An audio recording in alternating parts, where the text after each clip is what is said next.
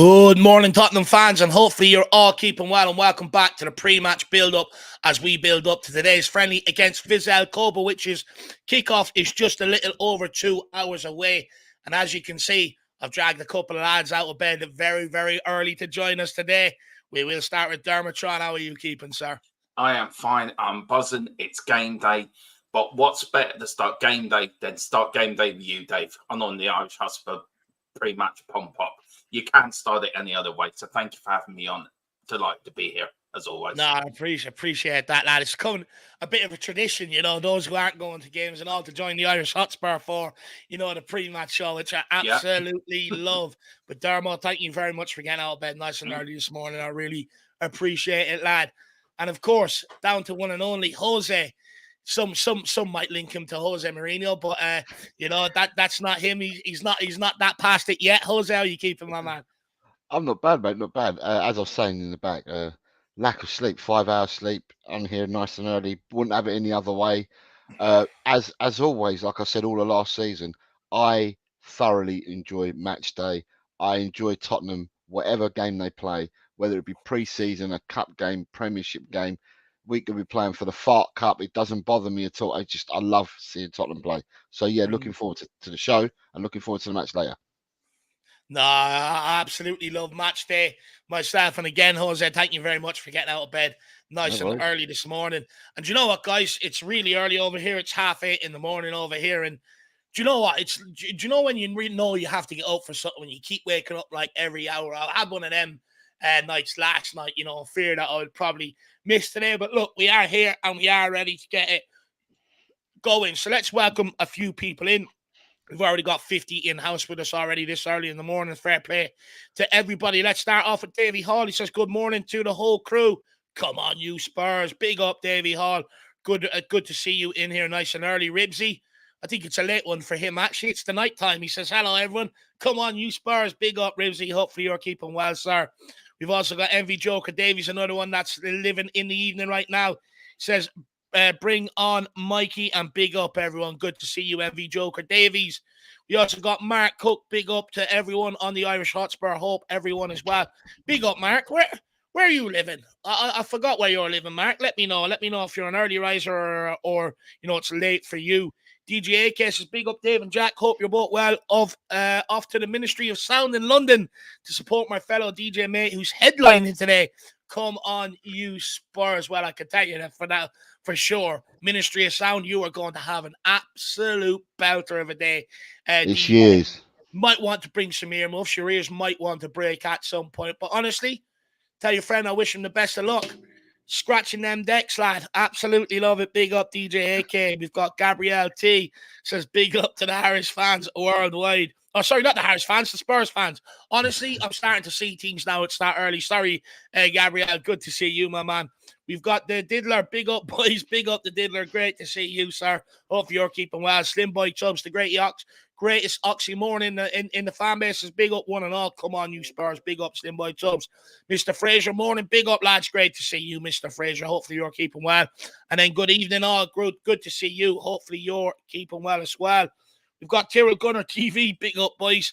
Big up, Tyrrell Gunner TV. Hopefully you're keeping well. Is that a Spurs picture? Is that someone there with Kulizeski on the back, even though you're an Arsenal fan? Tyrrell, what's going on? Big up, Drew. As always, great to see you. Very early for Drew, actually. Very, very early for you, Drew. What you doing up this early, my man? And then we've got Dragging These Nuts. Looking forward to seeing how we go against a team that's halfway through their season. Well, that's one of the points we're going to kick off with, Dragging These Nuts, my man. And Mark Cook says, I'm in Manchester today, moved up north. Do you know what? I was only there not so long ago. I should have reached out. I would have met up with you. That's an absolute shame. But I do have plans to go back there at some point. So when I'm next over there, Mark, it'd be absolutely great to see you, my man. How'd you end up being a Spurs fan living up in Manchester? Let me know, Mark Cook. Then we've also got Razfad. Go on. He was born 2 miles from the ground, but moved up to Manchester 20 years ago. He says it there in his comment. Oh, yeah. I do you know what, Jose? I didn't see the 2 miles from the ground. Honestly, I'm so half asleep right now. But thank you for that one, Jose. Big up. Can I just say, I know how you support Tottenham. Yeah. Can I just say, he was actually probably born in the same hospital I was born in, so North Middlesex Hospital, which is only 2 miles from Spurs. So it's a great hospital. Is the May Day still going Spurs. over there in London? The May Day's in Croydon. Yeah, is that still going? Yeah. The May Day's still there. Yeah. That's where my two youngest were born. My two daughters, my twins. Nice. Just remember that hospital. Faz Radfire 3-1 Spurs. Big up to David, my favourite channel. Hope all is well, Faz. Really appreciate that. Things are well. Hopefully you're keeping well, sir. We've also got James Jr. Good day, lads. Big up, James. Hopefully you're keeping well. Drew's up early because he's absolutely pumped. He says, pumped for the game, having a hard time sleeping, might try and get an hour in.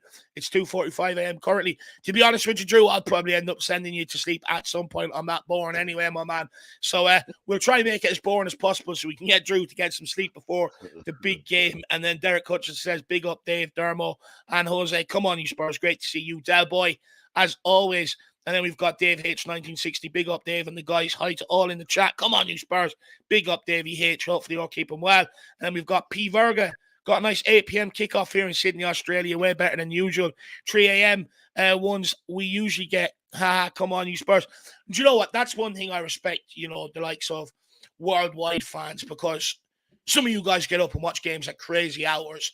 And then, I don't think many people give you enough credit, but then some of you just have to get up and go and do a full day's work after, which I don't know if I could handle that, having to get up during the night to watch a game and then get up again and go to work and stuff like that. So let's everybody in the chat, please give a round of applause to worldwide fans.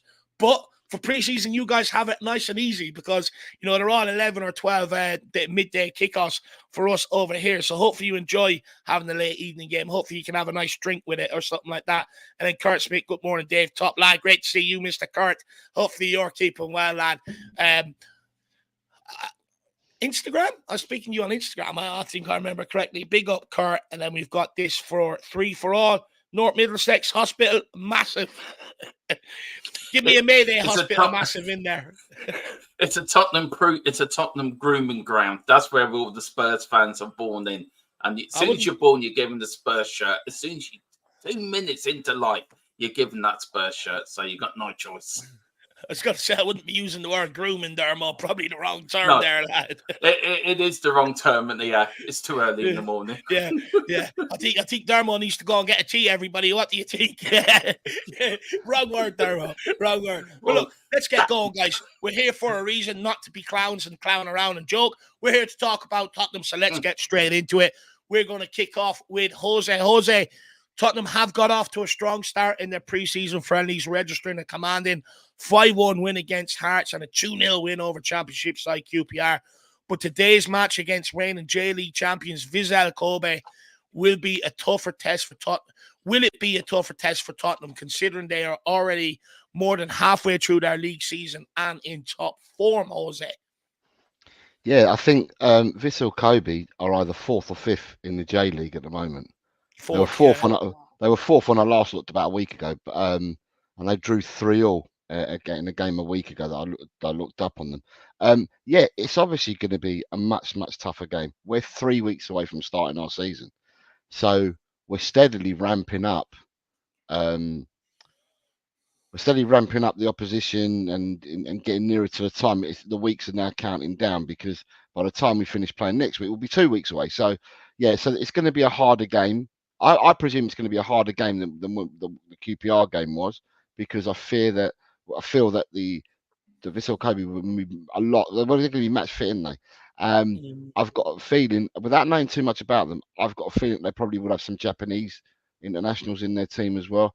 And watching the Japanese at the World Cup, ain't a bad team. Watching them in the Olympics, they ain't a bad team. They're very, very fit, and you get some technical players that do come out of Japan, because we've seen them come to the Premier League, and we've seen them go to Germany and that. So I do expect a harder game. I still want a victory, though. But I do expect a harder game. No, look, do you know what? I'm with you on that. I do expect it to be a harder game in terms of they're going to be flying. They're full fitness, right? They're going to be running around. And make no mistake about it, just because they're midway through their league campaign, they'll want to beat us tonight. That'll be a huge scalp for them, and give them confidence heading into last bit of the season. But despite them being fitter than us, and I liken it to Japan in the rugby a little bit, they changed the game to a degree, getting around, getting at people, a lot more agile than what most rugby teams were. And it got them, very far. But when it came up against the best teams, it was often the ball skill, and being able to handle the ball that often let, the Japan national rugby team down. And I feel like that should be the case for today. Although VISSEL Kobe are a lot fitter than us and a lot more, like I said, midway through their season. So they're going to be on it. For me, we should be able to hold on to that ball, look after it, and actually, almost run the legs off them, get them to chase, shadows all day long, chasing that ball. So I do expect a bit of a tougher test today, but I also expect us to come out with the victory purely because we should be better technically than them. Dermotron, Tottenham have bought 31 players on the preseason tour in the last 2 games and did opt to play 2 different teams in each half.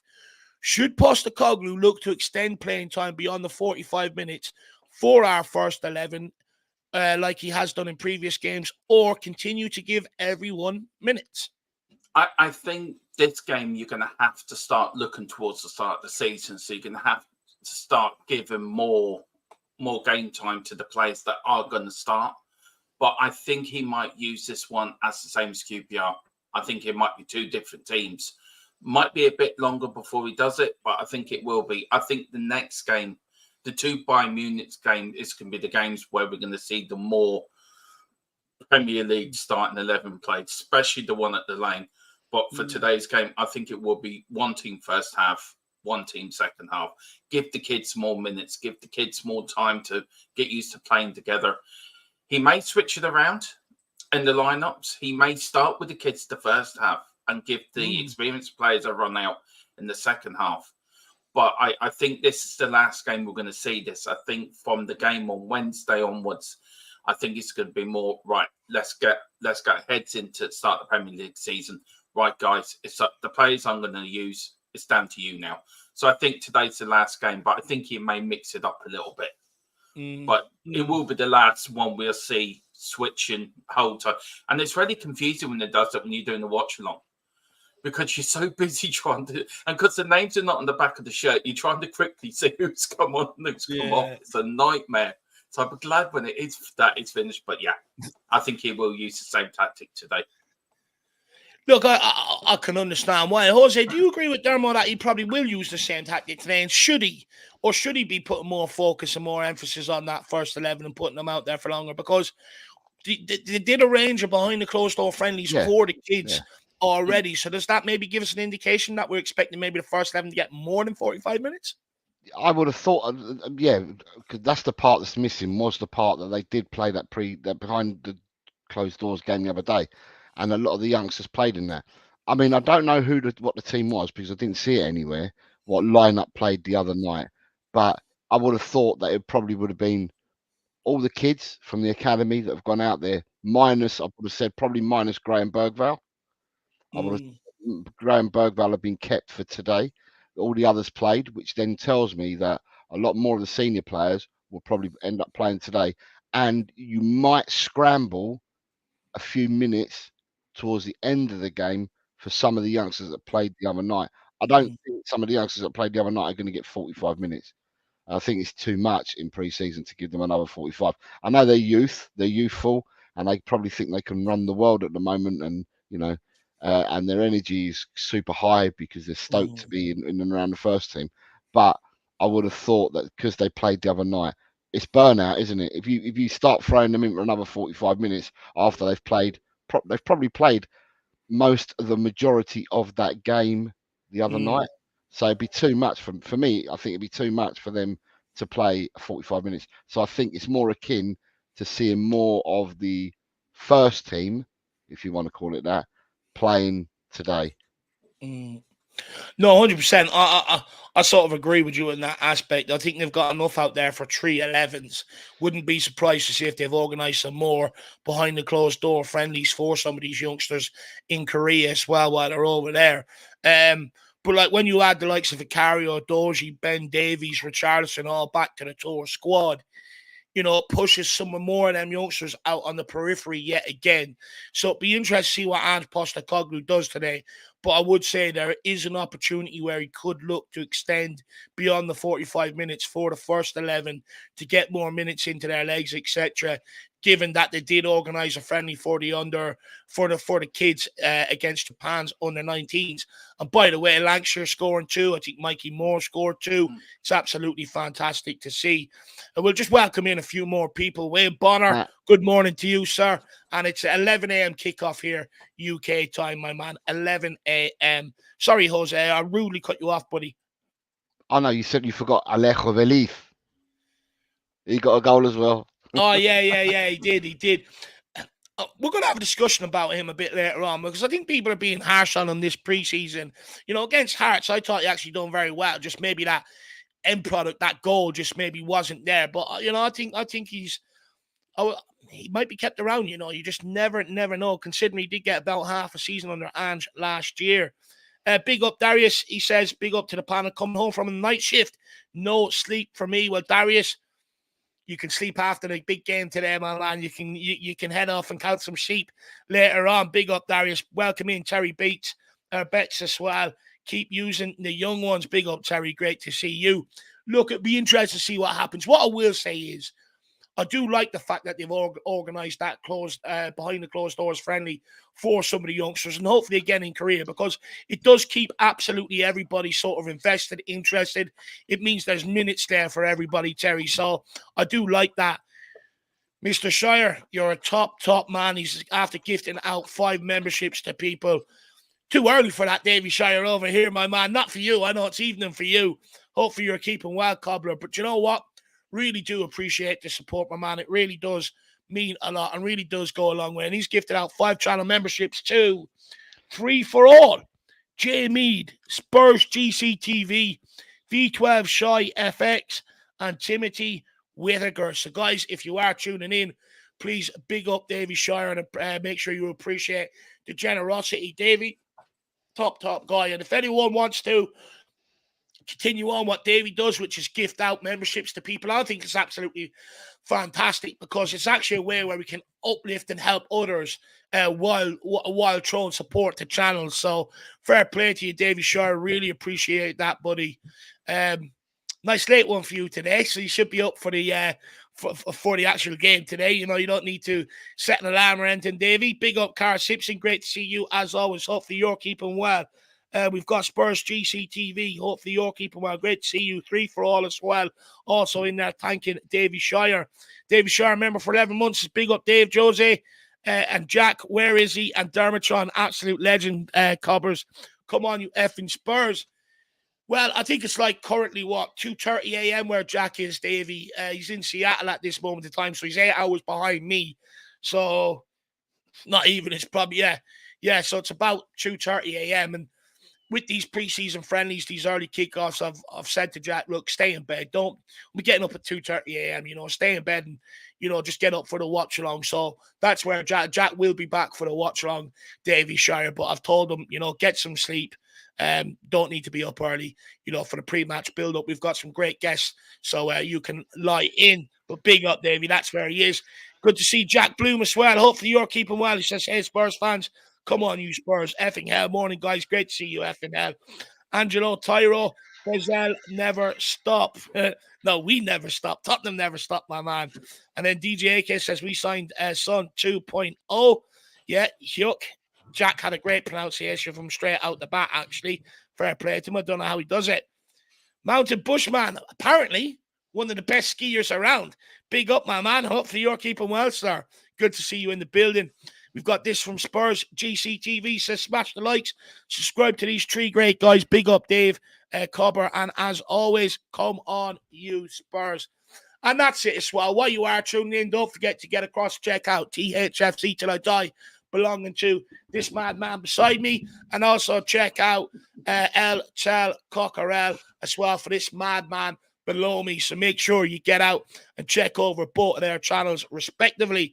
But Spurs GCTV, good to see you and really appreciate the support, my man. And then we've got 1 or 2 more, and then we are going to crack on again. Mr. Paddy Harnett is in here. Morning, you fabulous people. Dermo, you should not be out picking strawberries for the rest of the country. Should you not? Oh, well, I have to do my, you know, it's a great, we do have the specialists of strawberries in Wexford. Dave knows that. We are the king of strawberries. And they're of the special kind. So I'm starting to distribute them out through Ireland. And the Godfather, of course, is the head honcho of the Strawberry organisation. So anybody wants to go see him, go and see Mr. Brady. He is the head honcho. He's our salesman. So, Paddy, I believe they're also doing the sugar that goes with it. It's special Anyway, sugar. That's what's in it, Dave. Let's keep it moving before we get taken down. Anthony Grimer says, the fun guy. Hey, Dave and lads, 8 p.m. game for us. Woo! Verizon has beefed up. Looks like a monster now. Look, nice evening kickoff for you. Hope you enjoy it. Have a nice steak dinner, a nice beer or something like that with the game. Anthony, good to see you, sir. Daniel leaves me. Morning all. Looking forward to this one. Come on, you Spurs. Someone needs to show him some love. Valentine's Day is, a little bit away. If you can wait till then, we'll be able to, get someone that will be walking into your life rather than leaving. We've got Yid for life. Yes, lads, come on, you Spurs. Great to see you. We've got the one and only Olatron. Dermot, where the strawberries? Don't get them going. Do not get them going, guys. Don't start making them deviate, please. Nice, pure guys. Big up, guys. Much love. Come on, you Spurs. Great to see you. And then shut the gates. I'd like to see Archie Gray play as a 6 tonight. Do not worry. We're going to get onto that also in agreement. Shut the gates. Big yourself up. But we're going to keep cracking on, guys. So I've got a couple of questions about Ange Postecoglou. Now, guys, the way I word the questions is just to, get the answers off people. It doesn't mean it's my feeling. So I just want to get that out there. But Dermo, Ange Postecoglou's uncompromising brand of attacking football was a breath of fresh air at the start of last season. But after Tottenham's form dipped, it was widely suggested that Postecoglou might be best served to work on a plan B. However, so far, Postecoglou has stayed loyal to that 4-3-3 system with inverted fullbacks, despite many people not liking it.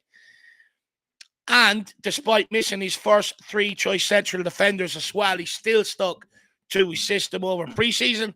Are you concerned Ange has not changed anything or trying anything new? Because one criticism that was aimed at managers in years gone by is that they're too stubborn. They're not flexible. So are you concerned that Ange hasn't tried anything new, Dermo? No, not at all. I mean, we complained for years of boring football, of Conte ball, of Mourinho ball, of Nuno ball. And as soon as a manager comes in and plays attractive, free-flowing football the Spurs way, what we love watching, he gets criticised. Always, he needs to change. You can't have the one thing or the other. So Ange has stuck to his principles, and I think he was right to stick to his principles. I would lose respect for him if he was to bow down to the people that wanted him to change. And I respect him more for saying, no, I'm sticking to my guns. This is how I play. This is the way we're going to play. If you don't like it, then I'll move you on. If you do like it and want to get behind it, then I'll give you all the support I need. And I'm sure the fans, the majority of the fans, love the way we play, and love the way we go about. But do they though, Dormer? Because that's where a lot of the questions around Postecoglou actually comes from. I think a lot of fans look. We complained when we were playing boring football, and then as things start going wrong, we start complaining again that Ange has to change. Why does Ange have to change? He shouldn't have to change. It's down to the players to stop making the mistakes when we can see goals, to follow his instructions. He's not telling them, like some parts of last season, us going 1-0 up and defending like we did. He wasn't telling them that. So, do you know what I mean? I think we can't have it always. We can't have the perfect game. And she stuck to his principles. I think he's right to stick to his principles. I respect him more for doing it. But, you're not going to please everyone. There's going to be fans that love it and fans that are not going to love it. Fans are not going to be happy. We're fickle. Football fans are absolutely fickle. Do you know what I mean? And that's what being a football fan is. We're never happy. But I think Angie's right to stick to his guns. And I think he's got to, because if he didn't stick to his guns and he did change, then everyone was saying to him, well, I thought he was a man of principle. I thought he was a man of attacking football, and now he's playing defensive football. No, he's stuck to his guns by hook or by crook, and I think it's going to work, and I think it's going to pay off at the end of the day. Okay. Jose, where are you at with it as well? Because even, some of the most modest fans out there, would be behind Ange, does say he needs to, be able to rein it in, sometimes just to get a result over the line. Are you surprised Ange we haven't really seen anything different in preseason? Or, maybe the fact that it's preseason, do you expect us to see maybe tweaks and changes to Ange's formation and style of play, maybe more so, as we draw closer to the season? Because it has been a large criticism. If you remember after the Chelsea game, many of the media, and this is where it all started calling him naive and everything else. So are you surprised that Ange Postecoglou hasn't bowed down to that pressure and maybe look to try something maybe a little bit different? No, for me, your tactics are your tactics. Sorry. Your philosophy is your philosophy, and your tactics are what you pick and choose to bring that philosophy off. And his philosophy will never change. His front foot football is what he wants to play, and it's the tactics that he then picks behind that give off his philosophy. I think that he tweaks things, just that we don't, as fans, a lot of us as fans see one way and one way only. I mean, I remember watching games last season, only a couple of times. I watched a couple of watch-alongs. It's not a couple of watches. I got a couple of streams for a couple of games, which are alternative to. I mean, I subscribe to Sky and TNT, and when you watch them, the camera angle is always the same on both the channels. But I watched a couple of streams last year from lesser known companies that you find, and they had an alternative view of the pitch, and then I could see football differently. Instead of watching football at this angle, like straight in front of me, I was watching from behind. And as you're watching from behind, you can see all the movements and all the chess pieces moving around the football pitch and what he was trying to do and what he was trying to get the team to do. So to me, his philosophy will never change. The tactics are what gets your philosophy, is your tactics that you pick. Now, we've got a lot of people, and there's a lot of people in the fan base saying we need a six. There's a lot of people saying that when we invert, we crowd the midfield, we crowd Madison space and stuff like that.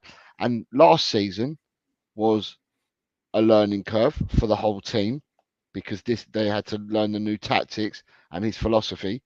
And also as well, for last season, for me, it was it's like playing a deck. You get a deck of cards with 52, although we're talking 25 players, and from them 25, you've got to make something happen. So you have to shoehorn, fit people in to do different things, and some people will flourish and some people won't. And the ones that don't flourish are the ones that you're seeing going out the door now, or that have gone out the door in the last year. And then you bring in players that will flourish in the system and in the philosophy and the tactics that you're going to adopt, and then we might see a bit more change around. Because I'm not going to educate you guys, because you guys have seen more of Celtic than I have, but what I saw of Celtic as well when Postecoglou was there in his second season, not his first season, but when I watched some of the games in the second season, he changed things. There was little tweaks, and where he's come from as well, he's made little tweaks here and there. It's just that they're not noticeable to the naked eye. You stop, you freeze frame a game, and you start pinpointing where the players are on the pitch, and the runs that the players make and stuff like that, and you can see the subtle changes and the tweaks that he's made. But to the naked eye, when you're watching it straight on the camera and you're watching the game that you do on telly, everyone will say, "Oh, same way played," blah blah blah. He does tweak it. He does tweak it. And as I said, the more a year under their belt, these players are the ones that are staying there. A year under their belt, a proper pre-season now for most of the players, because they didn't get that last season. And with the additions that we've got and we're going to get, I think his philosophy and the tactics that he uses will bear fruit, i.e., you'll see a lot more of what he wants to do, and it would be better on the eye than what last season was. And yeah, and I think that he will make the tweaks. He will make tweaks. It's just that sometimes they go unnoticed, the tweaks that he makes. Do you know what? For me, guys, I just think I'm fed up of managers coming in here and we're asking them to change their philosophy on what they're originally hired for, asking them to change their plan on what they're originally hired for. We've done the same to Jose, we've done the same to Conte, and now we're doing the same to Postecoglou. But when we had Jose and Conte, we asked them to change to be more attacking. Now that we've got Ange Postecoglou who's attacking, we're asking them to change to be more defensive. And it's almost like, I think we're asking unrealistic expectations of the managers. The managers were hired off the plan that they put forward, the tactics that they were going to bring, and stuff like that. So I think it's unfair to be asking someone like Postecoglou to change. In fact, it should be the board should be giving them the players to help them implement his system. And look, to be fair, so far under Ange, last summer they went a long way. Hopefully this summer there's more to come, which we're going to get on and speak to about Ange Postecoglou's quotes. But for me, I think on a whole, largely, I think the tactics sort of work. I think most managers are let down by what they actually don't have to help maybe complete that system. Like when you look at most of us last year, we spent majority of games in the opposition half, which is what we were crying out for underneath Antonio Conte. We dominate a lot of possession. It's just in possession, we're not good enough with it. We don't have the players to be able to break down the opposition, and that's where Ange Postecoglou needs to help this summer. You give him that. I think we're going to surprise a lot of people. Now, don't get me wrong. I do think there might be a couple of tweaks here and there, to maybe solidify that back line a little bit. Whether that's asking the CDM to sit back in front of the centre backs a little bit more, or asking one of the full backs. And it used to be the way, if one goes, the other one drops in. Could he ask them to do the same there? Let's wait and see. But he's not going to change philosophy. He's not going to change his principles. I don't think he's going to go to this three at the back that many people have been asking for after seeing Radu Dragic, which, by the way, I think is madness yet again. We see Radu Dragic, we're calling for a three at the back and thinking, basically we know better than Ange Postecoglou. I think it's absolutely ridiculous in that regard. I think it's good to have competition and that Radu should be fighting for his place. But all in all, I actually think Ange Postecoglou has done a brilliant job since he's arrived here. He's picked up the majority of the fan base. The board don't seem to be getting anywhere near as much criticism as they once were since he's came in. Which they might actually if we fail in this transfer window. There's still time for that. But on a whole, I actually think he's been good for Tottenham, and I don't want him to change too much. I think the beautiful game should be played this way, on the front foot, football, look to go and score goals, and look to go and score as many goals as you can. I get fed up now when a team's cruising 3-0 and they start popping it around 5 yards, because apparently there's some gentleman's agreement in football that you don't go and smash teams. I've heard Rio Ferdinand speak about it before, where you sort of take your foot off the gas. That won't be allowed to happen under Ange Postecoglou. So if there's any team think we're going to take it easy on them, please do, at your peril. That would be absolutely delightful. So for me, I think I like Postecoglou's tactics, and I do not want him to change. Let's take a couple more comments, actually, unless any of you guys have anything to add to that. And then we'll take a couple more comments to kick on. For me, Ange is not just changed, that he's not changing how he plays, but also, that's right, he's also changed the mentality at the club. He's changed how the club does things. And it's positive to see a manager. He's told Levy, this is how I do things. This is how I am as a manager. And for whatever reason, I think there's a communication link now between Ange, the director of football, Lang, Paratici as a consultant, and Levy. And it seems to be that direct line now, where we never had before. And that's all down to Ange Postecoglou. And Ange, the way he plays, the way he puts out his teams, he's now got a back five a year on. That's going to be stronger together. And if he adds just a few little players to this team, I really think we're going to be a match for anyone this season. Because Ange would have learned from his first season in the Premier League. He knows how all the other Premier League teams play. So he would have worked out a dossier, how each team sets up, what can we do different from last season. And also, he's being backed. He was backed last summer. Look at the players who we brought in. And I think he's being backed this summer as well. And transfers will happen. It takes time. It is frustrating. It is But hold annoying out on because the we transfer talk, Dermo. That's where I'm going next, my man. Yeah, but the point I'm making is Ange Postecoglou's not only just changed the football side, he's changed how the whole club is. And we're a completely different club and place. The fan base is united. We were fractured before Ange come. Ange has done more than just not change the football, he's changed the whole philosophy of the club. And I think that is one of the biggest compliments you can give Ange. And he's going to be here for a long time to come. But next season, you're right, Dave. We're going to be a match for anyone, and they should watch us at their peril. If we sign the right players in the forward area, because right now Yeah, I don't see where the improvement is unless we sign the players in the forward area. But Jose, have you anything more to add on the tactics before we move on to talking about Andrew's quotes on the transfer window? No. No, I problem. think you pretty much covered it, both of you. I appreciate that. So did you, lad. You helped us. Don't forget that. Don't forget that. We've got this from Orox Beats. He says, big up, lads. Keen to see the youngsters look to impress. I think we've seen that so far with the likes of Bergval, Gray, Mikey Moore. You know, even Devine I throw in there to a degree. And Donny at left back, that, yeah, they are taking their opportunities. It's one of the biggest questions coming into this season. You know, people questioning how good were them youngsters. Now that many people have feasted their eyes on them, I think they've surprised a lot of people. Orox Beats, and I would like to see. Jesus, I got the hiccups now. I can't win today. You know, I'd like to see them carry on to get some minutes and hopefully take them. He also says, however, I'm still frustrated with our window. We are one of the richest clubs in the world. Should be able to get Gyökeres, a right wing and a left back. Absolutely love Gyökeres, by the way. Orox Beats, I'd absolutely love him at this club. Him or Ivan Toney, for me, are the two that I've whittled it down to that I would find acceptable, but also more suited to Ange Ball than anyone else we can go after. You hear all these, you know, fancy names like a Jimenez. Oh, let's get him. He sounds exotic. You know, he comes from a different league. Let's bring him in. But what we don't take into account is the Premier League's so physical. You have to be able to do all aspects in a game, and that's the sort of striker we need. And that's why I think of Gyökeres or a Tony or Orox Beats. Good to see you, though, sir. Hopefully you're keeping well. Big up Dreadlock74. Big up Yidos. Let's go. Great to see you. We've also got Ronnie. Hi, guys. Good morning. Great to see you, Ronnie. Morlar says he shouldn't have said that we'd challenge giving YouTubers and Twitters opportunity to fire. Look, personally, I'll actually have another question about that, so we'll get into that after the transfer talk on James Maddison's quotes. James Maddison and Ange Postecoglou both said about wanting to win trophies.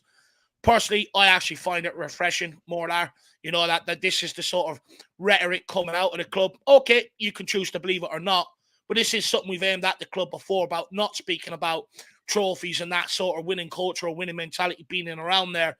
Maybe it's starting to change. That's a discussion we're going to have in a couple of minutes, Morlar. Angelo Tyro, Ange must never change. I never did. My 4 ex-wives will tell you that. Maybe you should have changed somewhere along the line, Angelo. Might have helped you out a little bit more, my man. Too early for them just sort of jokes. Too early. No, big up, Angelo. Appreciate it. And then we've got DJ AK. He's become a new YouTube member, and he says, I'm back. DJ, be great to speak to you on these fan shows and stuff like that. And any channel members, don't forget, for fan show or above, we are taking in fan cams after every single game this season. You record your thoughts, you send them in. Everything will be up in the community section on how to do it, where to send it, and we'll make you look sexy and put it up on the channel for you guys. So big up, DJ AK. Mark Crook says subtle changes in tactics can make big difference, big changes on the field. Players that come in have to have the right mentality to help take us to the next level. Absolutely spot on. You know, look what sort of Guardiola has done with, you know, making one either the CDM or one of the fullbacks as a third defender and allowing everyone else sort of to get forward and stuff like that. Mark Cook, it can little tweaks can actually solve massive problems sometimes. Mark Cook for sure, and I guess that's okay to ask for little tweaks as long as we're not asking them to completely change the system and shit like that. I think we're okay. David Sher says last season was not perfect. Ange said it himself. In other words, they played Ange's system very spasmodically. And look, what I'd also add to that, Davey, is that it was some of the players sort of first year sort of getting used to that. Some players have been in an offensive rut at the club for 4 to 5 years, you know, and to get back to that change, sometimes it can be tough. But Ange Postecoglou also said, you know, last season that once they get to grips with the initial stuff he's trying to give them, there will be more to come along the line to be able to help evolve this. And that is something I think that's got lost over the course of last season when Andrew was saying this. So it'll be interesting to see what to expect this preseason. Also, big up Adam as well, the multi-channel. Great to see you all, you guys. And then also we've got this as well. IPNNILI says it's refreshing listening to some positive opinions. Some channels are doom and gloom 24/7. Look, I'm not going to talk about any other channel. It's not my style. It's not what I'm here to do. I'm going to talk about football. I think there's plenty of great channels out there. And to be honest with you, even if you don't agree with some of their opinions, you know, I still think there's still great channels out there and stuff like that. But I'm also going to add, it's not always positive here. You know, I will call things as I see it. If I think a player's had a bad game, I'll call it. If I think the manager's made a wrong substitution, I'll call it. And I say this to everybody who, you know, comes in and says, oh, I love the positivity, because it's not, you just catch me on a good moment, you know. Generally, you know, we do try and look on the positive side of things if we can, but, you know, don't get it fully mistaken. Like, I will call things out, more so me, you know, on this channel. I will call things out if I'm unhappy. So let's not get that twisted, because I just want to start off on the right foot with you. That's all. You know, I don't want you to get, you know, be misled or stuff like that. And then we've also got El Jefe. We don't need to change tactics or philosophy. We need to be more aggressive. We've got bullied so much last season, and that's an absolute fair point, to be fair. You know, I would like to see us be a bit more aggressive. And we've got this from Leslie Crawford, says David. He's saying that to Davy Shire. Very popular man around this community, Davy Shire. Very, very popular man. And we've also got this from Michael Rogers. Still think there is a player in Spence, and I think most of us do, my man. They're Jedi Spectacular. You know, I think we're all sitting here for the redemption arc for him. And to be honest, there's been a lot made around him, but if you actually go back and look at it, I don't blame him for anything. To be brutally honest, if I'm him, I lose my head when I'm used as a pawn between manager and owner, and there's nothing I can do to get on the football pitch, no matter how hard I work. So it's just about if we can get him refocused, you know, love for the club, and get him back out there as well. Big yourself up, my man. But guys, Ange Postecoglou has been speaking to the media in Japan about Tottenham's summer transfer business, and the points he hit home on were Tottenham's commitment to their original transfer strategy, highlighted that the club is not deviating to chase other opportunities, also indicating a focused and disciplined approach. So I want to know, and we'll start with you off this, so let's start with Dermot on the last one. Does the club deserve recognition for sticking to its transfer targets, demonstrating a clear and unwavering vision? This approach counters previous criticisms of being reactive in the transfer market. Is the club starting to learn their lessons from past mistakes? I think the club started learning its lessons about 2 years ago. Okay. 2 seasons ago. So I'm going to say from when Paratici came in is when they started learning their lessons. We started doing transfers in a different way. We started doing them early. We're still a club. We're still a club that if an opportunistic transfer appears, then we're going to look at it. But what club wouldn't, is what I'd say to people. What club wouldn't look at an opportunity if it arises? We've seen opportunities in the past arise, and we've pulled the trigger, and they've worked out well for us. I.e., I'm going to go back to Van der Vaart. Opportunity arose, we bought him, and you know the rest is history. So, yeah, I think it started about 2 years ago. Now, what I will say is that since Langer and McDermott and all these others have come in, we operate differently. And by operating differently, what it then does, it sends the fans into meltdown, because you want to know what's going on. You want to know why we're not signing players early enough, and we haven't got anyone in at the moment. That people will say we've only signed 2 youngsters, you know. And the thing is that we're operating. So we're operating differently in the sense that you're not hearing stories, you're not hearing links coming out of Tottenham. To say that as well, you're not hearing links from the naughty agents, because some of them are really bad agents and they put links out there as well. And you're not hearing much of this, and it frustrates us as a fan base, because we all feel that we should know absolutely everything and who we're going for and who our targets are. However, if other people know who your targets are, it then creates competition. Yeah, and what we want to do is we want to make sure that we get our business done. So we identify a player when the time is right to pull that trigger. You pull that trigger, you fire your shot, you get your player in. I mean, I go back to who's the boy that left? The big Dane, Højbjerg. Zinedine Salzburg. Yeah, Højbjerg was linked. If you believed everything you were being told, he was being linked to Atletico Madrid, Napoli, Galatasaray, Fulham, and within 24 hours of it coming out, he was going to Marseille. Do you see what I mean? Archie Gray. No one knew he was going for Archie Gray. Okay, it might have been this might have been one of them opportunistic ones, but with Archie Gray, link comes out 24 hours later, bang, we get a here we go. Didn't wear the shirt within 24 hours, but we got a here we go. So at the end of the day, we're operating differently, and if we have a list, and I've said all along that this summer transfer window started the day the last summer transfer window closed last season. That's when you start looking at the players that you for all the positions that you want and that you want to bring in, and as the season pans out, you find out where the most need is in your team, and then you find out because the manager's going to know who he wants to keep and who he's going to let go, and then you create your targets from there. And we've obviously created the targets because he said as much in the interview yesterday that he would have preferred them to come in earlier because he said this all along. So I think people are quoting Ange Postecoglou for a comment he made on the 22nd of May or something like that, where he said, "Yeah, want to get them in nice and early." And people are saying, well, they've let Postecoglou down, or did Postecoglou lie? Well, he came out yesterday and said the targets haven't moved. The people that they want haven't moved. They're still sticking to the people that they want.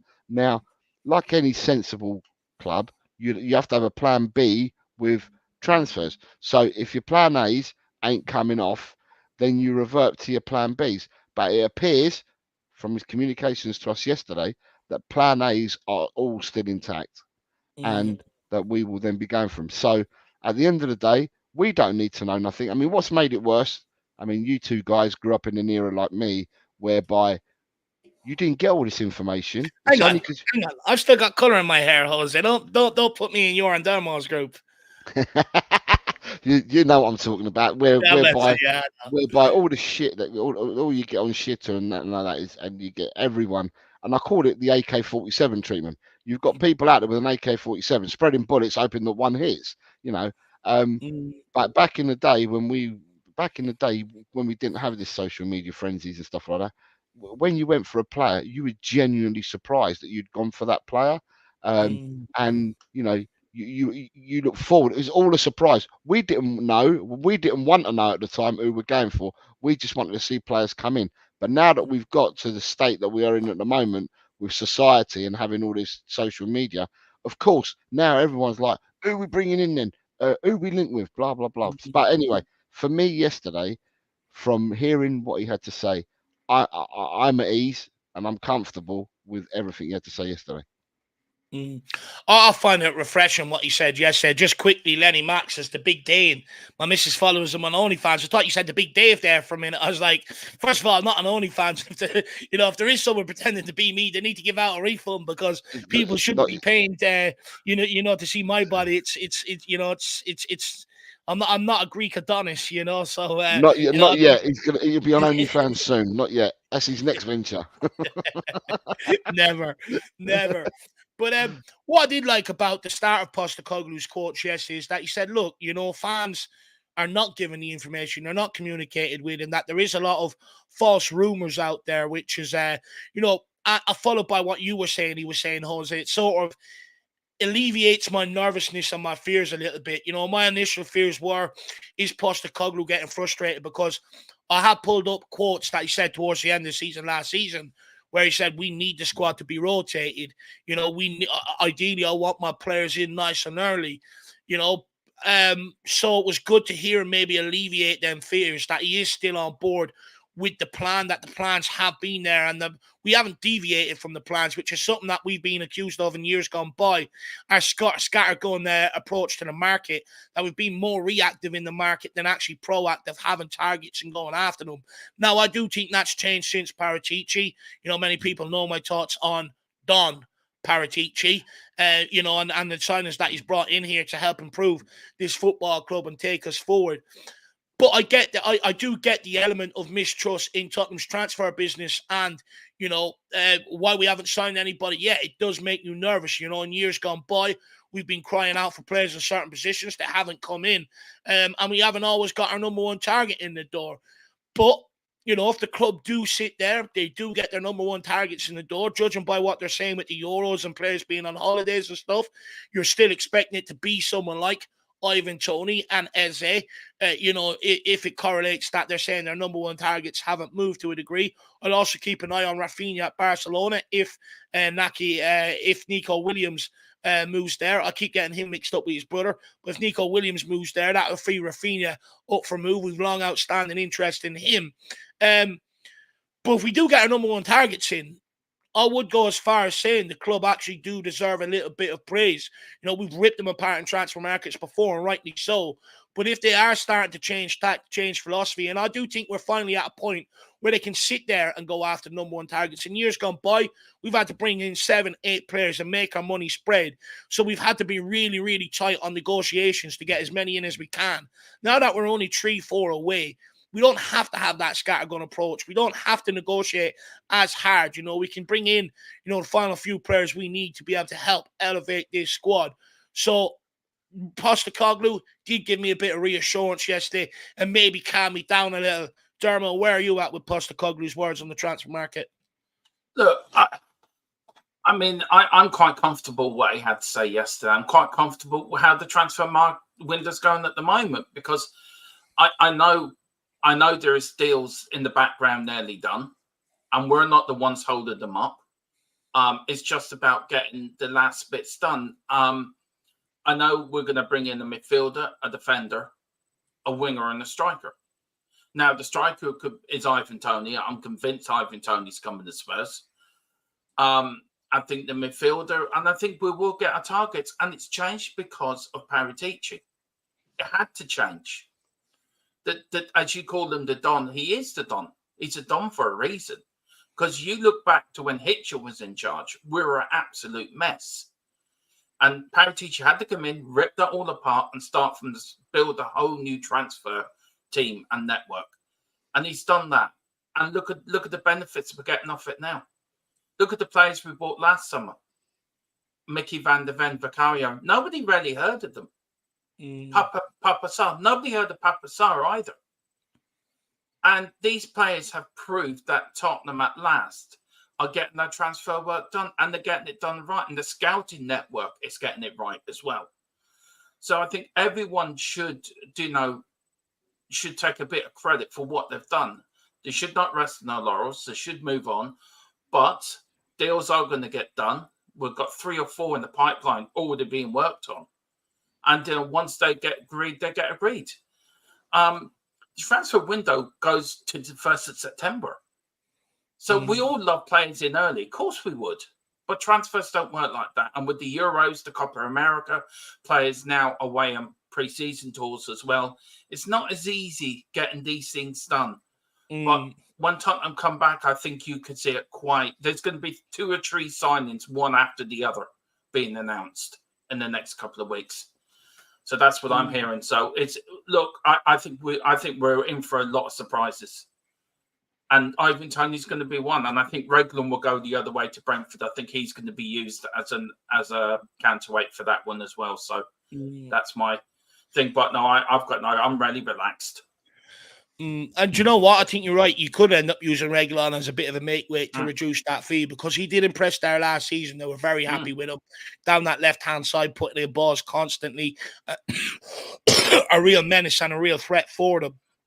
So you're right. Reguilón could be used as a make weight. So keep an eye on that, especially because there's been no links with him going anywhere else whatsoever. No. So definitely keep an eye on that. But look, I do hope the club get in their number one targets, but guys, I'll throw another question out there before we get into James Maddison quotes about winning trophy and then start talking about individual players. But previous years of mismanagement and fair transfers have eroded the fans' confidence in the board and the transfer team. Would a successful transfer market help rebuild that trust amongst the fans? And if we do get a number one target scene, should the fans try and separate from what's happened years gone by and actually trust this new recruitment team that we've built? I think so. I think so. I think it will. I think we have to draw a line under what's gone in the past and what's going on now. Steve Hitchen was the biggest disaster ever to happen to Tottenham Hotspur. And I think Levy's learnt from him as well, by the way. I think Levy made mistakes during them times with Hitchen. And I think he's learnt. He's now leaving the football stuff to football willing people. And this is why we're getting the benefits from it. And I think fans will draw a line under it and think, right, that was then, this is now, and we'll move on. And I think most fans will say, well, look, we'll draw a line. And even I'm now starting to trust the scouting network, the transfer network. Even I'm now starting to think, do you know what? I think Levy may have got it right this time. So I'm giving them the benefit of a doubt until he proves me wrong. And that's the way I'm looking at it. And that's the way I think we all should look at it. Until we're proven wrong, I think we have to give Tottenham the benefit of the doubt. Okay. And Jose, where are you at with that as well, my man? In terms of in trusting Tottenham's transfer business in future if we do get our number one targets in this summer. Well, for me, I've been saying for a number of years now, the revolving door, I call it the revolving door. The revolving door is outs and ins. And the revolving door has firmly been stuck. And the engineers have been called out for years because we've had the stuck revolving door where players are not leaving the club. Yeah, players are not leaving the club. And now in the last year, for the last 12 months, we've seen players leave the club. Now, people hate the terminology project, rebuild. People hate all this. But if you're going to bring in a new manager, give him a 4-year contract, you're going to buy into his philosophy as a club, then what you're going to need to do is you're going to need to back him. And I think that's exactly what the transfer team and what the club have done, because we have got rid of players by hook or by crook, whether we've let them go and not extended their contracts, whether we've let them go towards the end of their contracts, whether we've let them go on loan because we don't want to keep them anymore, whether we've torn up their contracts, whether we've got money in from or not, we've got rid of them. And that gives the manager a chance to do what he needs to do, because you're getting rid of what he doesn't need, and then you're giving you're giving the manager a chance to bring in what he needs. I think that the transfer team and the whole setup, as I said, the recognition for me started 2 years ago, but since the 2 years, we've now got other people that have come in, and I think as a team, they deserve a big pat on the back for doing things that we've not been able to do for 6 or 7 years, and that's where I stand on that. Why do you think there is? Why do you think Spurs fans hate the word rebuild when it is something that Pochettino famously said we needed, and it is something that people have been screaming out for many years now, that we're, instead of rebuilding, we're constantly trying to start a rebuild instead of actually finishing one? So why is Spurs fans so adamant against the word rebuild when it is something that we've needed to do since Pochettino?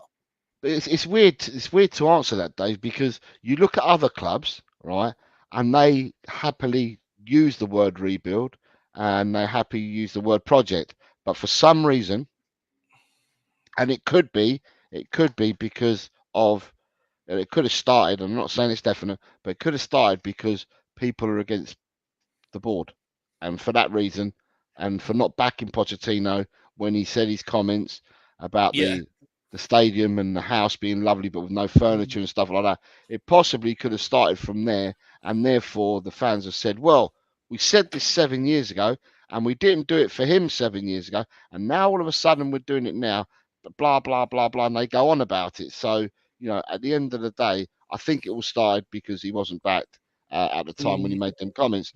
But 100%. other teams, use the word rebuild projects and stuff like that, and they don't bat an eyelid. They trust in the process, as another saying. Look, there's another saying for you: trust in the process. They trust in the process as well, but yet here at Tottenham, we seem to be anti that, and I think it goes back.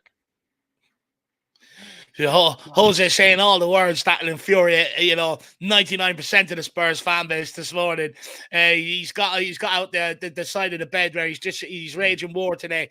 No, but I think you're spot on. And look, I do understand the distrust in the rebuild, but I do think since Paratici's come in here, and he's still hanging around as advisor, I think he's done a great job in terms of bringing us forward in a rebuild. Now it's just about completing it, sprinkling it with that je ne sais quoi that I keep talking about that we need. Big up Davo says trust takes time, but since Paratici, we have started on the right shit. Lange and Ange are very pro youth, and we're starting to pick up some deep cut kids that could launch a golden age. 100%. And I think we're trying to get back to what we were doing under Pochettino, where we basically, a lot of that team were formed by players that we had accumulated over the years that were loaned out, shipped out, on loan for a couple of years. Walker, Rose, people like that, Pochettino built a squad with it, and it does seem like we are undertaking maybe a similar project, Davo, and it does take time. Look, when Paratici came in here, I was pissed off at the club as anybody, but I did say to myself, at some point, I have to give a guy a chance to rebuild it. So I've picked Paratici, and he's done a good job so far. But let's see if it continues. And another reason why I think this market has slowed down a little bit, and it's not something that's really been mentioned, is that right now on the foreign quarter, we're full and over, which reduces half the market we can shop in right now. And at some point, I've always alluded to this, we are going to have to recreate the homegrown aspect of our squad for the squad registration. And I do think that's the process we're undertaking now. I said at the time when we signed Lange, I think that's mostly partly the reason why we signed him, is because if you look at his recruitment at Villa and their homegrown side of the squad, it is very, very strong. And he built that. And I think that's what he's here to do. And I think that's why we're a bit slow in the market. That's why you're seeing constant links to players in and around the Premier League that are English, is because that's what we're after this market. I think that's why Lange was brought in here. So, that's probably why it's slow, because we know Tottenham ain't going to go, yep, there's 80 million, no problem, give us a guy. Whether we like it or not, which we don't, Daniel Levy's going to hold out to the end of the market and try and call teams bluff. For instance, Brentford, they've already got their striker in. It seems like they're ready to allow Tony to leave. But our business dealings with Brentford haven't been good in years gone by. Going after Ollie Watkins, we got a huge fee that we didn't want to pay. Going after David Raya, they gave us a huge fee we didn't want to pay. But I think they are up to the point where they're probably going to sell Ivan Toney. This one could run all the way to transfer deadline day for Daniel Levy to get it his way at the price that he wants to pay.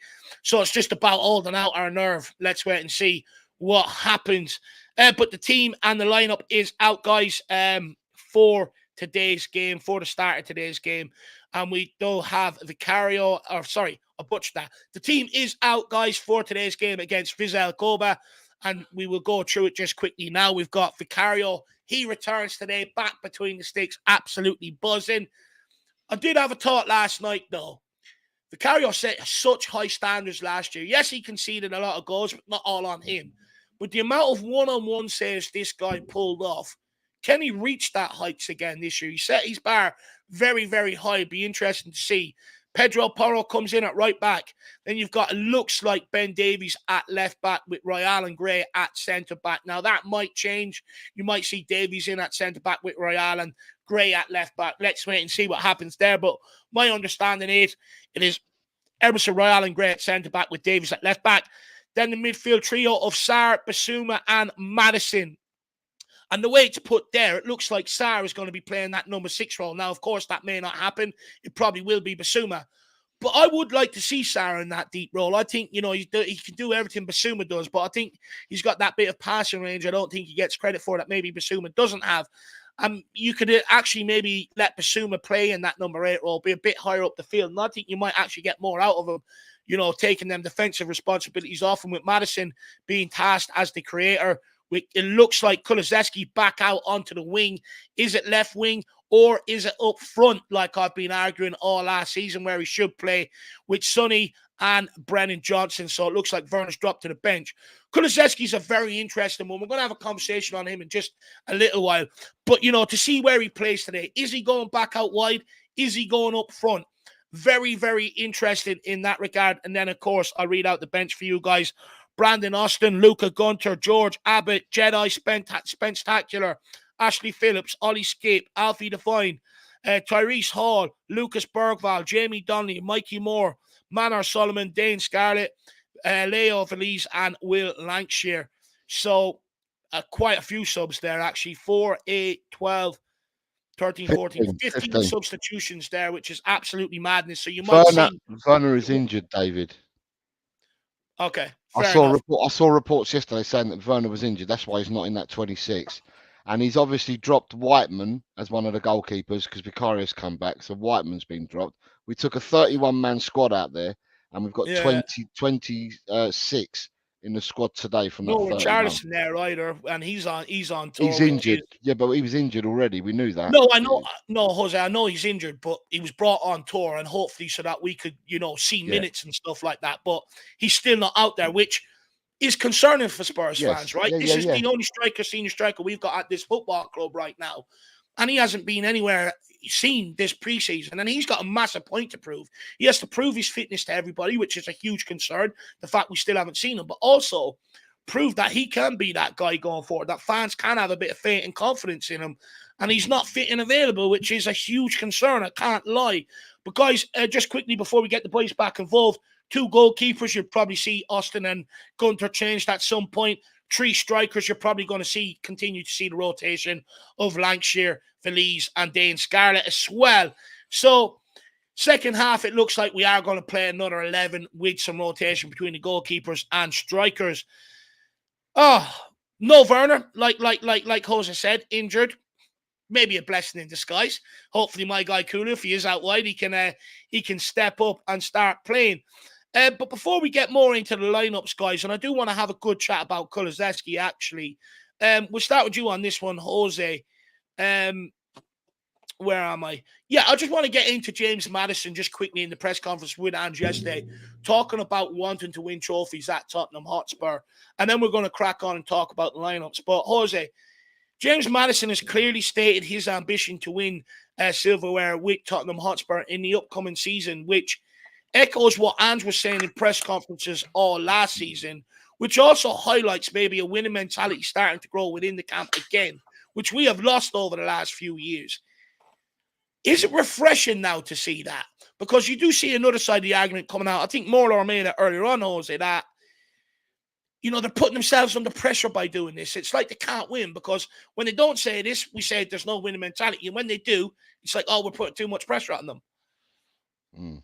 But for me, and this is my personal opinion, I'm not going to speak for everybody, but for me, it is absolutely refreshing. I don't think they're adding pressure to themselves as well. If they say it, it's because they believe it. So whatever's been cooking for the last season and up until now, there is a belief amongst the players. No one held him at gunshot and said, you must say this.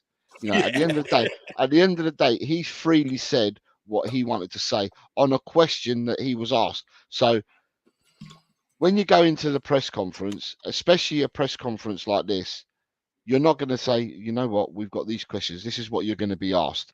And you've got to prepare yourself for it. You're being asked questions on the spot. And that's probably why it lasted a bit longer. That and the translations as well. But he was asked a question and he gave his answer to the question that he was asked. And for me, it's refreshing that he's got belief that we're building something at the club, and the building something at the club is only going to be good enough if we get silverware. That's exactly what he's saying. And for me, it's refreshing. Gone are the days, you alluded to this a lot earlier, Dave.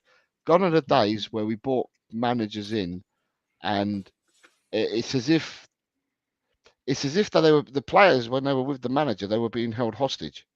They were scared what to say and didn't know what to say because the manager wasn't leading them and guiding them into a direction. So, and players feed off the managers. Like people will say that when Conte wasn't a good fit for Tottenham, people will say that he's a win now manager. I've heard all these things, but if Conte isn't, if Conte goes to a press conference with a player and throughout the weeks leading up to the press conference, he's not giving that vibe to the players, then the players ain't going to come out and turn around and say, well, I think we can go out and win a trophy this year. Yeah, Because the manager hasn't given them vibes. And the the surroundings, the atmosphere within the team and stuff like that hasn't led them to think like that. However, there's been a sea change. There's been a sea change in the last season or so since Ange's been there, and players are coming out and saying this, and it's good. For me, it's good because as fans, we want trophies. We're starved of trophies. We're not doubting that. We are starved of trophies, and now we've got people that want to play for the badge and want to win trophies, or say they want to win trophies. All they now need to do is replicate this on the pitch. Show us that hunger, not verbally now. Show us in the actions for this coming season. No, look, 100%. I couldn't agree more with that, Jose. Absolutely spot on. Just quickly, Thomas Wynn, great to see you. Morning, gents. It says the game is a final, but a final for what? A crap cup again. Look, I'll take any trophy. I'm shameless. People know that. People know that. Kev Williams says, morning, everyone. Great to see you all. I can't wait to get this season started. Come on, you Spurs. I know the one in Korea is a trophy. It's called the Kopang Play Series. I know that's a trophy for sure. I'm not sure about today's. I thought it was a friendly, but someone else does say there it's not a friendly. It's about preparation. I think that was Rick in Brighton. Good to see you, Rick. And then just quickly, we'll let Dermot in on that winning mentality question. But Davy Shire has gifted one channel Hotspur membership to, sorry about this, Davy, I'm a bit late on this, sir. To Adam Phillips. So Adam Phillips, please make sure you get in contact with Davey and say thank you very much. And big up, Mr. Shire. Really appreciate it. And you know what? I know many do. You're very, very generous, to many YouTube channels around the community. I don't know how you do it, where you get the time to do it even, or how you can afford to do it even, to be honest with you, Mr. Shire. But I really do appreciate it. And I know many people do, Kate, Jose there the other day as well, so big up, Davey Shire. It does not go unnoticed, how generous you are in general to the community, my man. And then we've got this from Mr. Harris. Guys, can people let us know if the Bayern Munich tickets for the preseason is on sale or are they sold out? Davey, Daniel Harris here is looking to get himself a ticket. He said he bought himself one Hotspur membership today, but there's none on the website. So can people please let me know about that? If not, Daniel, I'll go and find out and I'll let you know as well. And by the way, I had someone get in contact with me. This is a long shot. But he's looking for 2 tickets for him and his son to the All-Ireland final tomorrow. If anyone knows of anybody, I've texted around asking for him. No one seems to have one, but if there's anyone tuning in that can help out the guy, to be able to bring his son, please get in contact and I'll put you in contact with him and you can sort it out from there. So that's for the All-Ireland final tomorrow between Armagh and Galway. If anyone knows anyone with tickets for that. But look, Dermo, on to you about the winning mentality. Is James Maddison and Postecoglou just putting extra pressure on the club? Because the reason why I asked that is because now it's out there, they have to live up to it. And anything bar that is going to be seen as failure now. And could be used as cause to change manager and stuff. The last bit, I don't think so. I don't think it will be used to that. I think it's great to see the players coming out and the manager as one that we want to win trophies. I think it's great to see. It's great to see that we've got this mentality within the squad that we won't give up. We never stop, as he says, as you say, Dave. Look, that's what I want to see. I want to see that from our players. I want to see that from my manager. I want them to come out in every press conference. We want to win. And that's what I want to see. We haven't had that. We've had players coming out after games, we have to get together as a team and talk about it. And it's the same old BS all the time. And this, what I heard yesterday, was a breath of fresh air. Absolutely a breath of fresh air. Like, these players have got it they've got the guts, they've got this thing. We are going to win. I want to win trophies here. So everyone's pulling in the same directions, which is great to see. And which is great. It shows that Ange's mentality is rubbing off on the players too. And I think Jose said a lot, so it's not really a lot. You both said a lot that I would have said, so I think it's great to see, Dave. So I can't really add much more to what you both have said. And you know what? For me, I just think it's good to have in and around the camp in general, because what it can do is it creates a goal. You know, they're echoing the same message as Ange Postecoglou, which is also very, very refreshing to see. You know, we've heard Jose and Conte here before wanting to win titles, but we never really heard that coming out from a lot of the players. And, you know, their actions didn't maybe show that on the football pitch either. So I do think it's refreshing to hear the manager and the squad on the same wavelength. I think the fact that it's out there in public, you know, will hopefully this is going to be the main focus this season, you know, referring to it every time, whether it's the leadership group within the squad or the management, using it as a reference point, saying, look, guys, we've told everyone we want to go and win trophies. This is what we're building for. You know, we're all in on this. And hopefully, you know, that can actually be used for something to strive to, and hopefully at least get them, you know, if they don't get over the line, but at least get them there with that opportunity. And for me, I find it very refreshing, you know, compared to some of the messages we've had coming out in years gone by. Let's not forget Harry Winks, I think it was, who blamed the weather out in Holland when we lost, which was absolutely ridiculous. Same weather for both sides. I believe it was Ben Davies that moaned about the loudness of the atmosphere, which I presume as a professional footballer, even as a Sunday League player, you expect going into your rival's patch, you know, into an opposition patch, that it's going to be, you know, the crowd aren't going to be in your favor. So, you know, it's better than some of that shit that's come out in years gone by. You've had players coming out blaming, you know, managerial, you know, the way the training, everything else. We're not working on this enough, everything else. You know, I'm just glad that we're actually talking about winning trophies now. That's the message coming out, and not some of the bollocks I've had to listen to over the last, you know, 4 to 5 years. Sorry, Dermo. I mean, look, I keep saying it, and I keep getting vibes of the 80s of the Birkinshaw era at Tottenham. And it's the same thing. Them players back then were awful all together. It was like a family. They're all brothers. And the same mentality is now this squad. We're all a family. We're all brothers. And Angie's using that family sort of thing. Ferguson was the same at United. He used that with his players. Your grandfathers rocked down in the mines back in the day. Do you know, you're lucky, do you know, you do it for him. And he done it with Australia. We've seen clips on YouTube and he was talking about players' families. And it's a one massive family unit. It was like that under Birkinshaw. And it's the same thing under Ange now. And this is why I call Ange, he's a reincarnation of Bill Nick, Arthur Rowe and Birkinshaw rolled into one for me.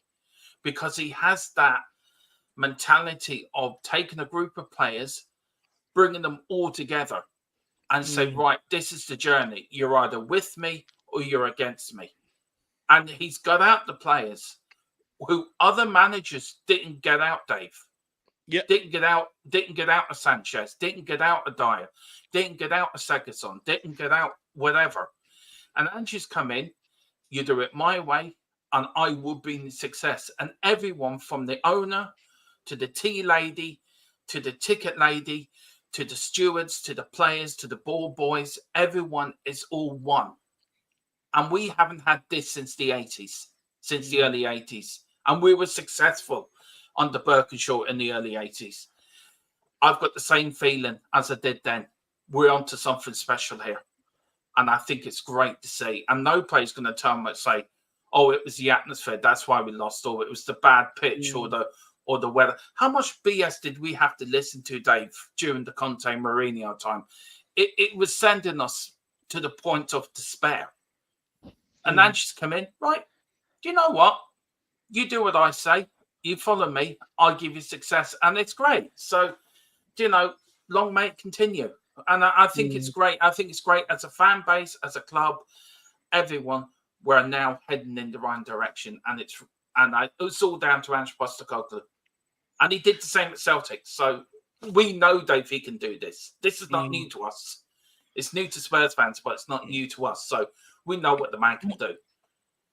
The one thing that gets missed with Ange Postecoglou is he's done it every club he's been at. He's managed to galvanise everybody in the club and almost have a us against them situation, and it's worked for him. And you're right, it's one thing he's very good at doing is galvanising everybody to try and pull them in one direction. What I will say is it's a lot more of a difficult job at Tottenham because there's a lot more staff and people involved in stuff than what there is at some of the other clubs that he's managed because of the sheer size of Tottenham. But you're right. One thing he does do is galvanize people. So let's hope, that he can continue to do that. Because what I will say is, Jose Mourinho, after his first season going into his second season, sacked. Conte going into his second season, sacked. So, we don't want that to continue. We want Ange to be able to get beyond that this season. A very important season this season. Davy Shire, my man. No problem at all. I'll get them off Jose later on. And I'll give you a phone call, sir. Probably be... See, it's more so timing because I know after the game it's going to be early hours in the morning for you. So what I'll do is I'll send you a message and you just let me know when you're free and we'll have that phone call either today or tomorrow, Mr. Shire. Big yourself up. That'll be absolutely ace. And I don't want anyone else to feel jealous or left out. So if you want a phone call too, just let me know. I can give you one. No problem whatsoever. I'll send you his digits. Appreciate that, lad. Appreciate that. Big up, Jose. Lee Smithy Smith, member for 1 month, says Dave, me old mucker, senior, Senor Jose and Dermo, here's to another win. Come on, you Spurs. Really appreciate that, Lee, my man. Hopefully we do get the win today. Hopefully it'll be a nice convincing win as well. Keep on the good vibes that we're building up here over pre-season, my man. Senor Jose, absolutely love that. Absolutely love that. Big up, Lee. Good so to do see I. you in the building. You're stroking Jose's ego right now, Lee, so you are. Paddy Harness says the tickets are now open, David, but sold out. I would tell him to keep an eye on the exchange. So, guys, if anyone can help Daniel Harris out here in the chat for a ticket for that Bayern Munich game pre-season, please get in contact and either let me know and I'll let him know or just let him know in the chat if you think you can help him. Paddy, if you think you can, please do. Then we've got Colin Cross. You're right, Dermo. Bill Nick certainly had a family of players that lasted a lifetime. And also, Olatron has come in here. He says, Tron is speaking the truth. You do feel there is something happening. We have never had a coach in my time following Spurs who talks the way Ange does. Do you know what it is as well, Ollie? I love when he loses it because it's so uncommon to see. No one expects it from the guy because they just think he's a great character. I just go back to that Everton game, I think it was, when he's on the sideline losing it, screaming and shouting. I bloody love that from my manager, Okay, you can be friends with them, you can stroke their ego and everything else. But when there comes a point to bollocking them, you got to do it. And he's not afraid. And I absolutely love that. And he's one of them guys, look, everyone responds differently to stuff like that. But me, if I had first of all, I never had to have a manager bollock me like that when I was playing football because I was always on it. However, I would respond to a manager like that rather than someone that comes up and begs me to start performing. I'd be like, you're weak. Get away from me, So absolutely love that. Olatron, good to see you in the building. Guys, we are going to crack on now. I do want to talk about the likes of Kulizeski and that. We're going to go for about another 20 or so minutes and then we will call it a day. But guys, this is the first time I've done this today. If you could please smash that like button. Absolute massive help with the algorithm. It's Dave versus Goliath. My name is Dave. Dave wins every single time. So help me keep that 100% record up and smash that like button. Also, feel free to do, what the likes of David Shire has done, gift memberships, get in your member chats or even grab a membership yourself. The link is pinned up in the chat. But also, 20 minutes left, quick fire. Get your questions in. Make it a super chat if you really want to make sure it's guaranteed to go to be answered or you want to show support to the show today. And we have the one and only, the great Hotspur hippie from Down Under, coming from a land down under. Great song that is. He says, evening all, first cup of 5 on its way this season. What's the name of the cup, Hotspur hippie? People are looking for the name of the trophy. So it's a final today. So people, make sure you get out the bunting, get out the, what are they called? What's them hats called? Bowl hats. I actually have one here somewhere. It's just my head is too fat to wear it.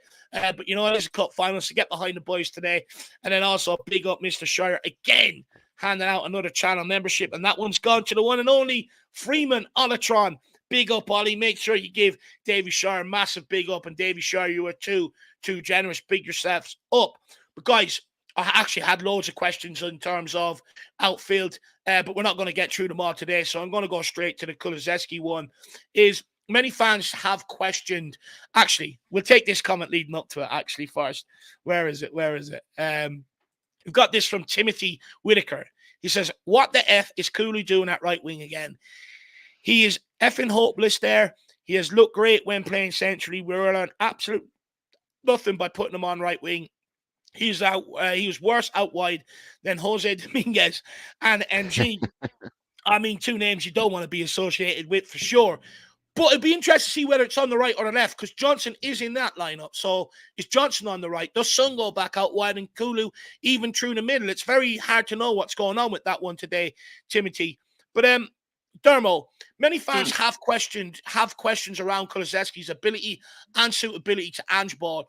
But Dejan Kulusevski has started the preseason strongly, registering 2 assists in 2 games. His performances have highlighted his ability to be able to create opportunities and influence the game from advanced positions. But he has played as a winger, a midfielder, and a forward since his arrival at Tottenham Hotspur. So, the question is, what is Kulusevski's best position? Because it's all well and good going, he's versatile, Ange loves versatility, but you still have to have one primary position that you have nailed down. Yeah, look, I think his best position is central as a cam. I think he's better there. But I don't think he'd be here to start the season. I think he's gone. I think he will go to Napoli. I think that there is talk of him going to Napoli. I think he will be gone there, and I think he will leave Spurs in this transfer window. I think Kulu on the wing has been absolutely dreadful because he's so frustrating because he keeps cutting in all the time. And he's had a good start to pre-season, but I just don't think he's suited to Ange ball. I really don't. And I think if you're going to play him anywhere, play him in the centre, because I think he's a bit better there than he is on the wing. But personally, I don't think he'd be here. I'd be very surprised if he's here after the summer window's closed, personally. Who, Kulusevski? So, yeah. You think he's going to be sold? Yeah, there is. Napoli have gone in. Conte wants him. Tottenham and Napoli have been talking the last week. Villa put in a 40 million bid for him, I think, as well. So there is lots of speculation that he is on the way out of Tottenham. So he could be on the way out, but I play him centrally, personally, myself, not on the wing. I don't think he's a good winger. And I've sent you David Shear's number as well, Dave, as well. So that's in your WhatsApp. Appreciate that. Davey, get ready, my man. I'll give you a late night phone call at some point. Spurs diehards, Tottenham till I die. Good morning. Big up, Adrian Schroker. Good to see you, my man. Hopefully you're keeping well. And Terry Beck says the 2 guests have been absolutely excellent. That's why I bring them here, my man. I do think they contribute brilliantly to this pre-match build-up. So big up, Terry, on that one. And I know boys be light with that. I mean, Jose Dermot has thrown a spanner in the works here, saying he thinks, first of all, Kulusevski might be shipped on this summer. Personally, I find that hard to believe after we only shelled out, 50 million for him last season, but nothing surprises you at Tottenham. But also, where do you see Kulusevski's position? Because Dermot also says there, many people probably agree with him, actually, some have in the chat. He's not a winger. So, for me, I know the links with Napoli, and I know that Villa either put a bid in or considering putting a bid in for him. I find it hard to believe, though, that he will go because I think he is Bergvall's babysitter. And because they're both Swedish, so I think he's there. Surely we can't keep him around just as a babysitter, though. But he plays football. No, come on. I'm just saying that he's his babysitter. Yeah. But also, Kulusevski, when he played for Juve and when he's played for Tottenham through the middle, he looks a totally different player than out playing on the wing. However, in saying that as well, I remember the first 6 months of last season, right? And the person that carried us was Kulusevski. Kulusevski was taking all the hits for the team.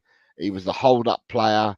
He brought people into play. And I thought Kulusevski, for the first 6 months last season, did a lot of work for the team. And it wasn't mentioned and it was unsung. And that was playing out wide. But for me, his better position is in the middle of the park. Whether he's playing as a 10, a false 9, whether he plays as one of the 8s, I just think he's more effective playing through the middle of the park than what he is playing out on the right-hand side. I don't like him playing on the right-hand side because he always cuts back in, always. And I think if you haven't got the ability to go both ways, then your defenders or the people that are marking you you're going to know exactly what you're going to do, right? But he has got supreme strength. He don't look that big at all, but he's got supreme strength, and people bounce off him. But I would say, one, he plays better. Yeah, I agree with Dermot. He plays much better down the middle, and he could play in a number of positions and provide competition in a few positions through the middle. But I also believe that with Bergvall just coming, I don't see Kulu going. And the other thing is if we've got our targets already lined up and we're ready to pull the trigger on our targets, I don't think one of them was to replace Kulusevski. And therefore, you'd have to go and start and go back to the drawing board if you to let go Kulu in order to bring another player in. I don't know that. And Ren agrees with you here as well, Jose, saying that is a smashing point. Didn't he give Lucas a call? Yeah, he's staying for sure. But Dermot doesn't agree. So Dermot, go on. I don't agree. If Kula is sold, I mean, it's only speculation. That's all it is. The speculation around that Conte wants him at Napoli and Villa would put a 40 million bid through. But I don't think Kulu. I think Kulu was a bit of a letdown last season on the wing. I don't think he was this unsung hero. I think he made a lot of mistakes. He kept coming in, and it was very frustrating to watch him on the wing. You put him in the centre, that is his better position. And I think we've got two wingers now in Johnson and Werner. Not a lot of people like Werner or Johnson. I think Johnson will become a great player this season. I think he will improve this season as well under his second season under Ange. But I think Kulu will be used as a cam role. Then you've got Bergvall there that fit into that role. And I don't think he suits an Ange ball sometimes. He looks a little bit out of place sometimes. So look, there's speculation. He could be going. Does Ange want him to sell him or keep him? That's down to Ange. But I'm not Kulu's biggest fan. Never have been. I think for the first 6 months at Tottenham, he was fantastic. I think after that, I think he's been a bit of a letdown. And I just don't rate him. I don't think he's this great player everyone thinks he is. Personally, but that's just my opinion. Sorry. Well, I completely disagree, and I'm going to give you reasons why now in a minute. But Ollie Freeman says, I don't think we should sell Kulu. I remember his performance against Villa in the 4-0 win. Superb. Great against City in the 3. They're the two games what stick out for me. And I'm going to give you 2 more in just a moment there, Ollie. And then we've also got Timmy. He says, yes, no way in heck deck. He goes, as fans want to play 60 matches, we need a full 25-man squad and more with a few kids involved. Absolutely spot on, Timmy. Look, I completely disagree when it comes to Kulusevski. And look, I know come the end of last season, actually over the course of most of last season, he didn't really cover himself in glory. However, what I will say to people forget this kid's still only 22, 23 years of age, There's still going to be some inconsistencies there. But when I look at Werner and Johnson, right, it's all hope that they're going to hit heights that they haven't hit yet. But Kulusevski already hit them when he first came in the door. And, I do think there's a great player in there. I think he offers us something completely different that no one else in the forward line offers us. His ability to be able to hold up the ball, his ability to be able to travel that ball and get Tottenham up the pitch single-handedly, his ability to be able to play with his back to goal. I think he offers a complete different dynamic to, some of the other options we have up front completely. So for me, I think he is a very good player. I think, okay, in the Ange system, there's a lot of questions. 1v1, is he what Ange is looking for? But sorry, guys, don't sit here and tell me that Johnson's skinning his man every time he gets the ball, or Timo Werner on the other hand. Not having it. I get the questions around his end product. He was frustrating last season. There was a good few games he was in on goals. He took too much out of it rather than just putting it in the back of the net. At times he was throwing in crosses in the box. But for me, you could tell he was missing someone like Harry Kane last year when he was out wide. When he was out wide and Harry Kane was in there, he could float them balls in the box. He was on the end of them. He sort of missed Harry Kane last year. But I do agree with people that say he's better centrally. I'd argue he's more of a striker than he is a cam. I go to the 2 games last season, Luton, when Basuma got sent off for diving. He was absolutely sensational up front for Tottenham Hotspur. You could get the ball up to him. He got us up the pitch. He carried the ball, relieving pressure on people behind him. Last season, the ball kept on getting taken off Son, Vernon Johnson because they were too weak. And then you also, what was the other game I was going to reference? Sheffield United at the end of the season, banging 2 goals. Very Harry Kane-esque, holds his man off, creates that yard of space, puts it in the back of the net. Look, I get the questions around his end product over the last season and a half. I get it. But for me, I think there's a player there waiting to explode, and it's just about finding what his best position is in this system. Once you find that, I think we've got a player there ready to explode. I actually really like Kulu. I think he's better than what many people give him credit for, to be brutally honest with you. There's a lot of fanfare around Werner, a lot of fanfare around Johnson.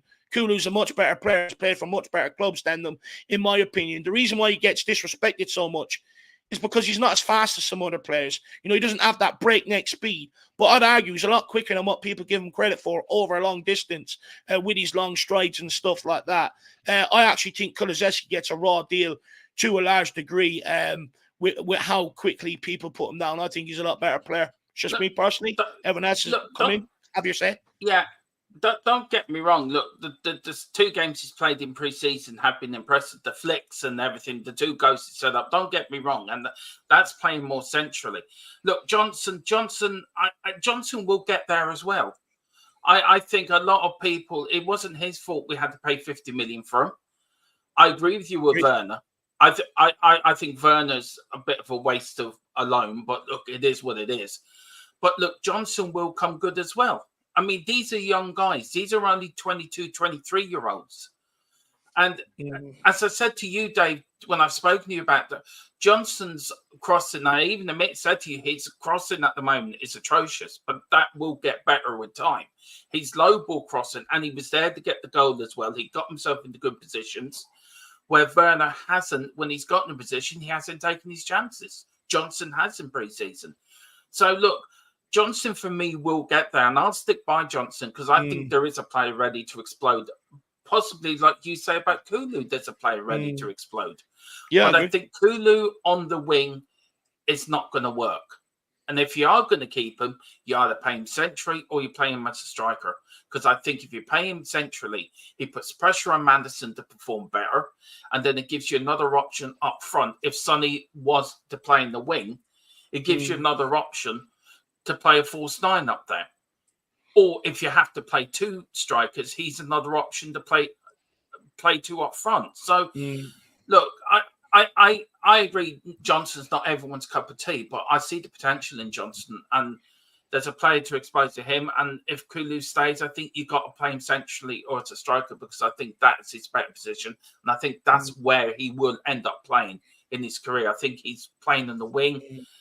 I think he's a bit too predictable on the wing. That's just my opinion. Do you know what?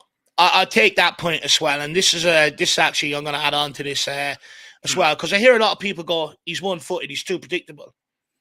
Okay, Brennan Johnson's one-footed, Timo Werner's one-footed. You know what I mean? So Son's the only two-footed attacker we have. So you know, them arguments again, I don't get to a certain degree, because most of our ringers are one-footed. In fact, you know, I would argue if you really want to get the best out of Kulu as a winger, put him out on the left wing so that he's beating his man on the outside and putting balls in, which is what Ange wants to do. When you're putting him on the right-hand side, what do you want him? You're obviously going to expect him to put in. So I do think selecting him on the right-hand side under Ange when he wants his man to go on the outside hasn't exactly helped him either. It worked for him under Conte because Conte wanted them cutting in because he had wing-backs overlapping. Ange doesn't want them cutting in. So if you don't want them cutting in, give him his opportunity over on the left-hand side. Jose, you anything else to add, my man? No. We've covered it all. No problem. Well, Paul Markey says Johnson should go teach kindergarten. He's too gentle a soul for the Premier League. Look, Johnson is a really great character, a really nice kid. You can see in all the videos, you know, how respectful he is towards people, and he does look timid. And I do think that that was reflected in some of the games against the big teams last season where he really went missing. Maybe that timid nature comes in. I do think he needs to change that to a degree. You can still be a nice person, but be an absolute proper CUNT on the football pitch. You know, I think that's where he needs to maybe try and be that guy on the football pitch, because I do think that timid nature, you see it on the pitch where he doesn't really want to track back to with any great enthusiasm. He's just getting bullied off the ball an awful lot. But the thing with Johnson for me is he gets into great positions, but I find him far too wasteful for the positions he gets into. If he can improve that, I think you've got one hell of a player on your hand with some serious attributes, maybe Aaron Lennon-esque attributes, although I'd argue Aaron Lennon was a far superior dribbler than what I'm seeing with Brennan Johnson, and maybe that's something else he needs to bring to his game. And no doubt about it, Brennan Johnson has struggled. At Nottingham Forest, he posted numbers he posted because they were playing on the counter. He often had the whole the opposition's whole half of the pitch to roam into and time to think about what he wants to do. A lot less congestion. At Tottenham last season, it's so congested back there because the way we force teams back. It's asking him to show something and do something we haven't seen from Brennan Johnson. And we're going to face it again next season. So he does have to adapt. He does have to bring that to his game. But I'd argue, Paul Markey, and I know this for a fact, this is the same with most players, they're not going to take someone on if they don't believe they have the physical strength to be able to go with it, and they're going to lose the ball. And I think there is an error of that with Brennan Johnson. But look, he's not going anywhere. We only laid out a huge fee for him. Let's give him this season. Let's see what he can do. But where I'm at, I don't think he's good enough personally. But if he proves me wrong, I'll hold my hands up on that, Paul Markey. Big yourself up, brother. And we've also got this from Tagaro. SPT, big up all. Looking forward to the game. Come on, you Spurs. And I'm absolutely looking forward to it as well. We've about 9 minutes left until the watch long gets going, and then the game will start off, on the hour mark. Now, there's lots of various ways you can watch the game today. I believe it's on Spurs Play. I think J-League, wherever shows the J-League is showing it. I believe some people are saying it's going to be shown on YouTube. So make sure you scour around, have a look. If anyone knows where you can watch it, for those who don't want to pay for Spurs Play, someone, let them know. Obviously, be smart about it. Don't just be so blatant in the chat, posting links and all, but, maybe point them in the right direction. So that's the chat on Kulizeski. I did want to talk about Alfie Devine, Gray, Bergvall, Mikey Moore, people like that, I suppose. But guys, I want to go up front.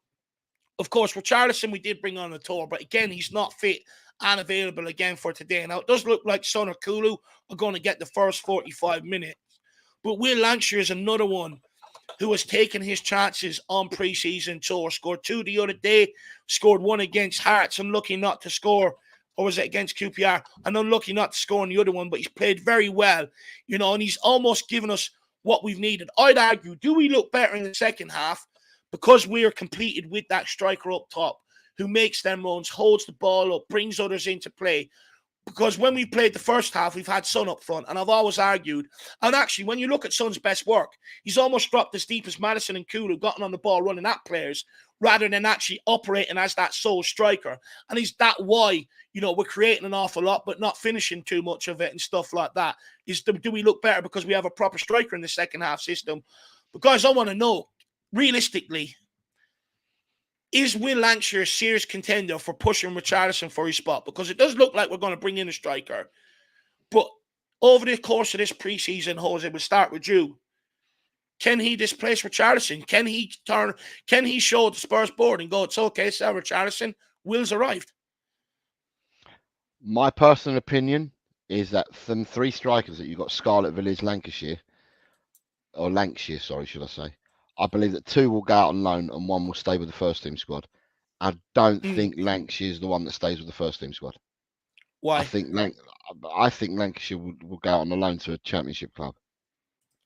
I think it's a step up for him from playing the academy football. I look at it and I think to myself, if it's them 3, and I was looking at them 3, I think the one that stays behind with the first team is Villiers. Because I look at Scarlett's loans haven't worked out well. And I think Scarlett would do well either going out to another Premier League club on a loan or a championship. Some people would say that some of our youngsters should start in League 2 and then go to League 1 and then to the championship. But with Lancashire, I think that he's rise to prominence in PL2 last year, Mm. and the amount of goals he scored and that, I think it lends itself. Because what is it? Is he 19? I think Lancashire at the moment. Yeah. I just think it lends itself to him to go out. I think he bypasses League Two, League One, and possibly goes into the Championship on loan. As I said, I think Scarlett will go either Premiership to a lower league team in the Premiership, or he goes to Mm. Championship because his loans haven't worked that well. And with Veliz, out of all these three players, Veliz is the one that's played the most first team football, not just for Tottenham, but for in Argentina. He played most first team football, and Mm. he's older than the other two as well. And for me, I just think if you're going to keep one of them three around, it may well be Veliz. But I don't know because I'm not part of the Yeah. team at Tottenham, and this is just my opinion. I'm not saying that I'm right, wrong, or anything. It's just an Mm. opinion that I've got. That's all. Just on Aleo Veliz, I know he doesn't qualify right now as homegrown or that, and he's 20 years of age. But I wonder, is he bordering 21? Can he still be registered under 21s? If not, he has to be registered, as a fully fledged member of the squad. And I just wonder, is there space for him in that squad if he does have to be registered on the foreign side of the quota, on the foreign side of the criterion? If that is the case, we might have to send him out on loan. But I do agree with you. It does look like when they're giving Scarlett, Lancashire and Veliz more or less equal minutes, it does look like they're trying to suss out who's going to be the one kept around. So far, I'd argue Will Lancashire has been that guy that's probably put his hands up.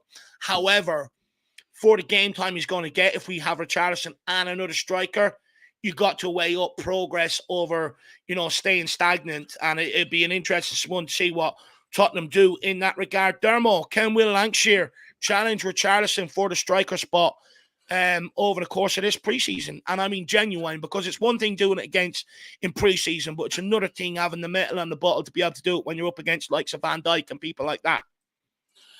I think he has got the bottle to do that. I think he's got the talent to do that as well. I watched a little bit with you last season with the under-21s, Dave, and I think we talked about it then, that he's ready. I don't think he's going out on loan. I think Richarlison may go in this window. He may do if the right bid comes in for him. I think if you buy another striker in, I think you're going to have Lancashire there. I think Dean Scarlett, I'm sorry to say, but I think Dean Scarlett, for me, I've moved on from Scarlett now.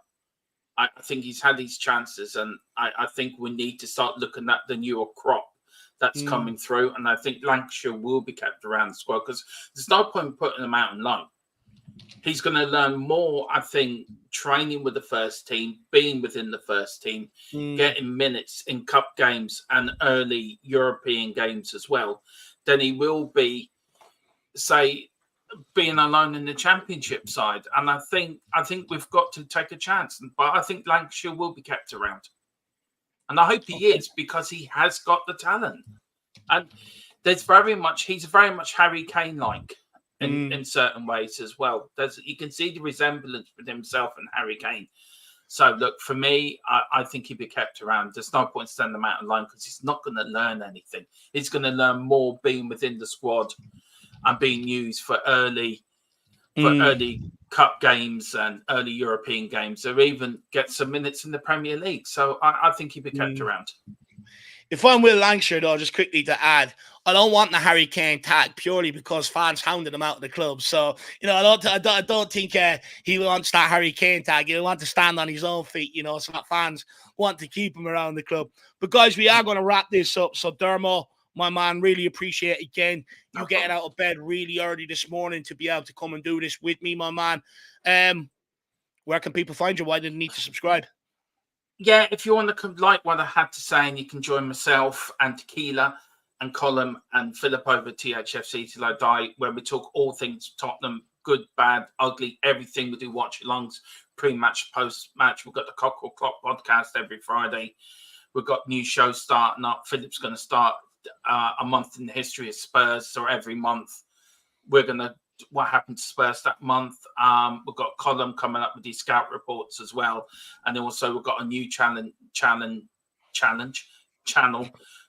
covering everything bar Tottenham. So everything European-wise, League of Ireland, Bundesliga, everything over the European Football Network till we die. But look, we're only 134 away from 2K, so I would love to get to 2K before the start of the season. It really means a lot to us if we can. But yeah, and subscribe here as well to Dave's channel and also Jose's channel as well. And yeah, awful lot of time for Jose, but Dave's been a brother. Him and Jack, they've seen me in the bad times, stuck by me when no one else would. So yeah, show a lot of love to this challenge because he does great content and also put Dermatron on this trajectory of being the most delusional fan on YouTube. So thank you. Now, big up Dermatron. Please, everybody, get over and make sure you smash that subscribe button. Jose, same to you, my man, again. Thank you very much for getting up early this morning and doing this with us. Really appreciate the effort. Why do people need to get over and subscribe, my man? First of all, thank you to everyone in the chat for coming in today and putting in all your comments and getting involved on the Irish Hotspur. Dave likes it to be interactive, and it's exactly what it is. You guys are the ones that make the shows, and I'm sure David would tell you that, and so would Dermot on his channel, and I will on my channel. We do this because, yes, we love Tottenham, but then we also love building the community, and we love the interaction that we get from you guys in the chat. And if you like a bit of what I've just said there, then head over to Eltel Cockerel, subscribe. I'm on near enough daily, and I do different things. Yeah, I cover watch-alongs as well. I've got some competitions running this year on Eltel Cockerel as well. I get guests on like David does and Dermot does on their channels, and basically it's all for the love of the club that we do it for. But for me, the priority is you guys in the chat. You guys in the chat are the ones that make any of the shows that we do. Without you guys, we'd be talking to thin air. So well done, everyone in the chat. Yeah, thank you very much for tuning in today to these great people. Big up, Jose, and people do get over, check out El Tal Cockerel, one of the most underrated channels in the community. And of course, your boy, Big Ugly Dave here, was on there the other day. So make sure you get over and check out the conversation over there. But please show love to these two gentlemen by subscribing to their channels. Just quickly, guys, I do have the link for the watch along. Jack is going live. I won't be on the watch along today. He's brought in the Japanese football expert, aka Nick. So you're going to enjoy it with him today, actually, with Jack. But lastly, guys, as well, any fan show members or elite members, we are taking in fan cams after the game. You simply record it, no longer than 10 minutes, your thoughts on the game. Send them in to me via my email. I'll put everything up in the community section for you guys just after the game ends. Get them in. We'll make you look sexy. We'll throw it up on the channel for people to be able to engage with. It's just an extra perk for all you members out there. But look, lastly, I want to say as well, a massive thank you to the likes of Davy Shire, being absolutely sensational today, gifting out memberships. Fair play to him. Spurs GCTV, DJ AK, Lee Smith, Paul Markey, as usual, and Tigaro as well. Really appreciate everybody who has gone the extra mile. Really does mean a lot. Look, none of us are, sponsored. None of us have big backers behind us. We all do this off our own sort of back, so it's great to get the support where you can. So really, really appreciate it, especially in hard economic times like we're in right now. Guys, that's it from your boy. Hopefully, you get over it. Join Jack for the watch along. I'll be watching the game on the couch. The first time I've done that in quite some time. So probably going to be a little bit weird. So I'll probably be in the chat with you guys anyway. But guys, thank you very much for tuning in with us today. Lastly, we are less than 300 away from reaching the big 15K. Guys, only you can make that possible. Keep sharing it to friends and everybody else. And we'll see you back here for the watch along. Like I said, the link here for the watch along is in the chat. And lastly, thank you to everybody who has tuned in today. Absolute massive numbers for a 8:30 stream in the morning. You guys are absolute fanatics, and I love it. Let's keep riding this season out. Come on, you Spurs. In the big hands we trust. We never stop. Let's win the fucking trophy today.